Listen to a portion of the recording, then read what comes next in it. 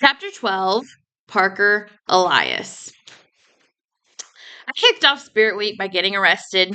I'm on my way to pick up Grams on Monday morning when this cop pulls me over because my tail light is out. Problem is, this guy is new, and when I show him my provisional license, he thinks it's a fake ID. So he takes me into the police station, and by the time the desk sergeant straightens him out, I'm late for picking up Grams. She's not waiting outside her apartment building, but when I run upstairs and knock on the door, nobody answers.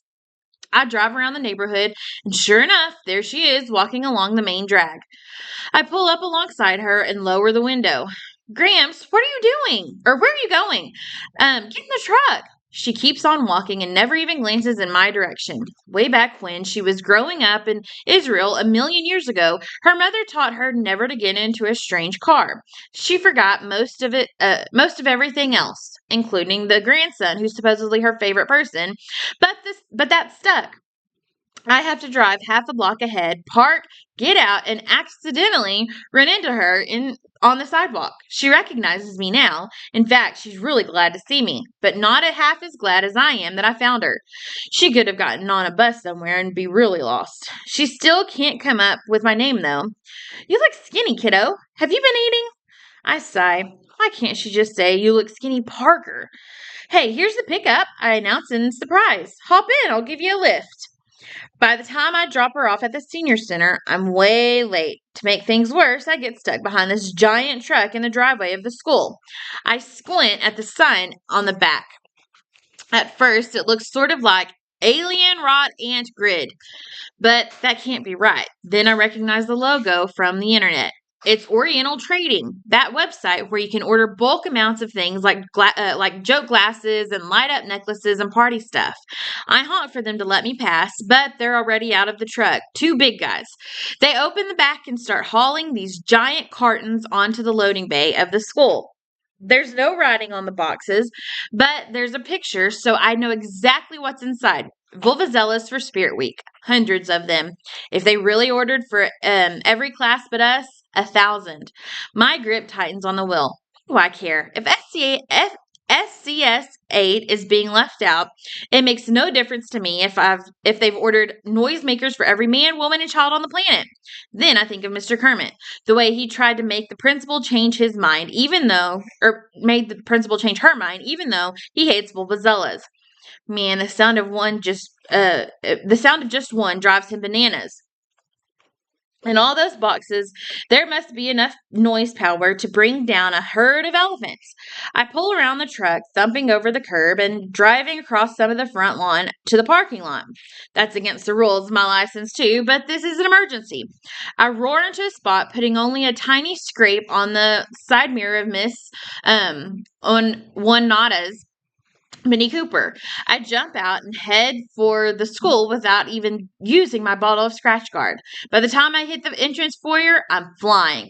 I sprint clear across the school, past the gym to room 117. What luck! The other kids are there, but Mr. Kermit hasn't arrived yet. Considering he's a teacher, he sure doesn't seem to have a problem with tardiness. His own, anyway. If they gave late slips to staff members, Ribbit would spend his whole life in detention. Maybe that wouldn't be a bad thing for someone who loved crossword puzzles so much. The Vulvazellas are coming! I gasped. One if by land, or two if by sea. Barnstorm snorts. This is serious, I insist. Oriental Trading is parked out front right now, unloading them. Kiana clues in. Mr. Kermit's going to lose it. And it's going to be hard to get any rest, adds Raheem with a yawn. It's so fair that everybody gets them but us, Aldo complains. I mean, I don't want a stupid Vulvazella, but it's still annoying. Ribbit's right, says Barnstorm. It's fine to have spirit if you really do, like if your team is winning the championship or something. But to have Spirit Week because your principal tells you to, because of what week it is, that's just dumb. What does school spirit have to do with Vulvazellas anyway? I complain. Because they're so loud. So are car accidents. I actually think about that a lot. Poor Mr. Kermit, Kiana adds. This is going to be rough for him. I wish there was something we could do to make it better. Maybe there is, Mateo muses. Aldo rolls his eyes. What, we send him on a vacation to the Death Star until Spirit Week is over? Of course not, he dismisses this. The Death Star is Star Wars. Mr. Kermit is the Grinch. The Grinch isn't real, Kiana explains patiently. But what the Grinch did can be real, Mateo insists. He didn't like Christmas, so he stole it. All of it. All the Christmas stuff in Whoville. Even the Who pudding and the roast beef. Barnstorm's eyes widen. Steal the Volvazellas. There are like 7 of us, and I'm on crutches. How are we supposed to carry that many Volvazellas? They're in boxes, I put in, big ones, but I don't think they'd be super heavy. At least the Oriental trading guys are having no trouble unloading them. Where do we put them? Aldo demands. In our lockers? Mateo was stuck on the holiday TV special. The Grinch loaded the Who's Christmas stuff on a sled to dump off the mountain, or to dump off the top of Mount Crumpet. Too bad there aren't any 10,000-foot cliffs around here. That's when it hits me. Guys, what about the river? If you follow the school property straight on past the athletic fields, you'll eventually come to the banks of the Greenwich River, which divides our town in two. Kiana shakes her head sadly. It's just not practical. There's no way we could move giant boxes all that way. I'll drive them, I say suddenly. We just have to load them into my truck. I can't quite describe how I feel. It's not that I'm anxious to do it, but suddenly it just seems so doable. And knowing it's possible, it feels like we have to try. Raheem looks up from his doodles. We'll get in trouble. No kidding. If we get caught, it's hard to imagine the school will go easy on the kids who hijacked 1,000 Volvazellas. The answer comes from, of all people, Elaine. We're already in trouble, she rumbles from her spot at the back of the room. This class is trouble. What can they do to us? Put us in here twice? Let's do it. Kiana reaches a hand into the center of our group. For Mr. Kermit. Barnstorm places a crutch over it. I'll show them where they can stick their spirit. Aldo tries to lay his hand over Kiana's, but the crutch is in the way.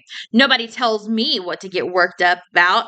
To the universe and beyond, Mateo exclaims. We all sign on, even Raheem, who is as close to wide awake as I've ever seen him. We have to hurry, I urge. Once the custodians start unpacking those cartons, it's all over. We head to the loading bay, taking the long way to avoid passing the faculty lounge. The last thing we need is to run into Mr. Kermit heading for room 117. Not that he'd ask us where we're going. Luckily, the halls are busy, so nobody takes much notice of us as we loop around the main foyer and backtrack to the storage rooms that connect to the loading bay. Kiana peers around the doorframe. Uh-oh. Following her lead, I peek into the storeroom. The loading bay door is still open to the driveway, but the truck is gone. Just inside stand the big boxes. I count 7 of them, stacked 3, 2, and 2. Mr. Carstairs stands next to them, the packing slip in one hand and a half-finished bagel in the other. Why hasn't he started unloading yet? I murmur. He's probably waiting for help, Kiana whispers back. That means the other custodians could be here soon. Aldo curses under his breath. How are we supposed to get the boxes from Carstairs right there, or with Carstairs right there? Mateo has an idea. We need to create a distraction. What distraction? Kiana asks. I can talk to him about the Silmarillion. Mateo volunteers. That's the creation story for the entire mythology of The Hobbit and The Lord of the Rings. And I'll try to get him to the walkway. That's the stupidest thing I've ever heard in my life, Barnstorm hisses. We're going to need a better distraction than that. Definitely, deadpans Elaine. She rears up a heavy black boot and brings it down full force on Barnstorm's sneakered foot. The scream could probably drown out all those Volvazellas put together. It causes a major freak out in the hall. Mr. Carstairs comes running. What he sees is the school's injured sports hero on crutches, howling in agony. The custodian gets his shoulder under Barnstorm's arm, and the 2 of them begin hobbling in the direction of the nurse's office. Kiana turns accusing eyes on Elaine. You didn't have to do that. You just faked it. Aldo chortles. Not as good as that. We race into the loading bay. Oh, gross, Raheem complains. What's gross? I ask.